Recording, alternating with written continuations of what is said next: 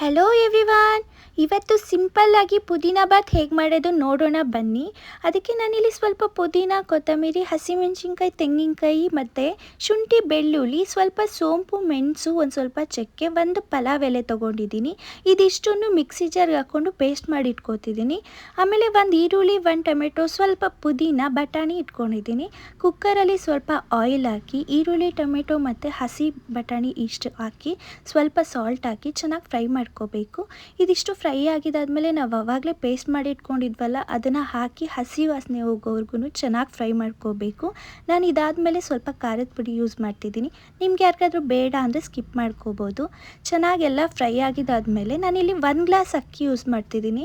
ನಾವಿರೋದು 3 ಜನ, ಸೊ ಸರಿ ಹೋಗುತ್ತೆ ಅಂತ. ಅದೆಲ್ಲ ಫ್ರೈ ಆಗಿದ್ದಾದಮೇಲೆ ಅಕ್ಕಿ ಜೊತೆ ಚೆನ್ನಾಗಿ ಮಿಕ್ಸ್ ಮಾಡಿ ಅದಕ್ಕೆ ಬೇಕಾದಷ್ಟು ನೀರು ಹಾಕಿ ಮೇಲ್ಗಡೆ ಸ್ವಲ್ಪ ಪುದೀನ ಹಾಕಿ ನಾನು ಅರ್ಧ ನಿಂಬೆಹಣ್ಣು ಯೂಸ್ ಮಾಡ್ತಿದ್ದೀನಿ. ನಿಂಬೆಹಣ್ಣನ್ನು ಚೆನ್ನಾಗಿ ಹಿಂಡಿ ಕುಕ್ಕರ್ ಕ್ಲೋಸ್ ಮಾಡಿ 2 ವಿಷಿಲ್ ಬರ್ಸ್ಕೋಬೇಕು. ಸೊ ಇಲ್ಲಿ ಫೈನಲಿ ನಮ್ಮ ಪುದೀನ ಬಾತ್ ರೆಡಿ ಆಗಿದೆ. ನೀವು ಒಂದು ಟ್ರೈ ಮಾಡಿ, ಹೇಗಿತ್ತು ಅಂತ ಕಮೆಂಟ್ ಮಾಡಿ. ತುಂಬ ಕ್ವಿಕ್ಕಾಗುತ್ತೆ, ಟ್ರೈ ಮಾಡಿ ನೋಡಿ. Thank you.